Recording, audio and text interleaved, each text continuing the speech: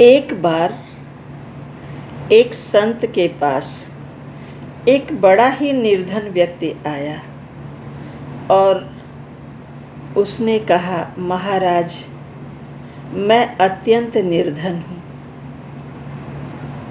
और मेरे पास कुछ भी नहीं है, इसलिए मैं बहुत दुखी रहता हूँ। आप इसका कारण बताइए। संत ने बड़ी ही सौम्यता से उसे समझाते हुए कहा, तुम किसी को कुछ भी देना नहीं चाहते, देना नहीं जानते, तुम इसीलिए निर्धन हो, इसीलिए गरीब हो।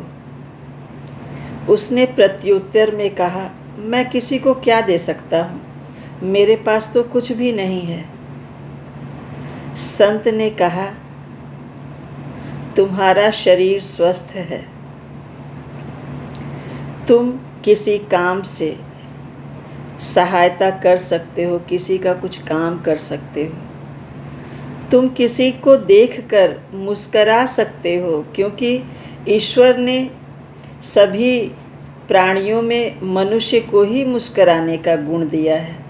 तुम किसी को देखकर मुस्कुरा सकते हो, किसी के कामों की तारीफ करके उसे हौसला दे सकते हो।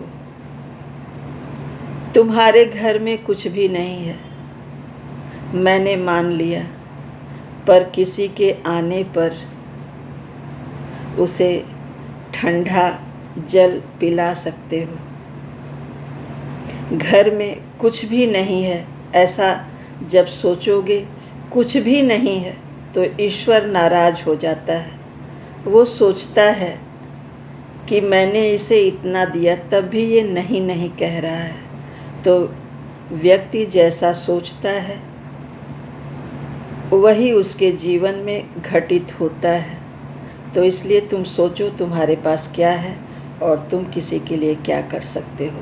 अपनी मीठी वाणी से, मुस्कुराहट से किसी का मन प्रसन्न कर सकते हो, अपने शरीर से किसी की सहायता कर सकते हो। करके देखो और तुम स्वयं अच्छा महसूस करोगे। तुम्हें ज़िंदगी में स्वयं प्रभु रास्ता दिखाएंगे कि तुम कैसे जो कुछ पाना चाहते हो क्या पा सकते हो। तो आप देखते हैं, इस कथा के अनुसार हम अपने जीवन में कुछ ऐसा ही अनुभव करते रहते हैं। लेकिन प्रिय दर्शकों, कभी ना कहना नहीं चाहिए कि मेरे पास ये नहीं है, वो नहीं है। एक बार शांत चित्त होकर के बैठें और देखें कि बहुत कुछ आपके पास ऐसा है जो औरों के जीवन का सपना होता है कि उन्हें वैसा जीवन मिले। तो जो कुछ आपके पास है, जो कुछ आप दे सकते हैं, देने की कोशिश करें। प्राप्त करने का अधिकार भी उसी को होता है जो देना जानता है।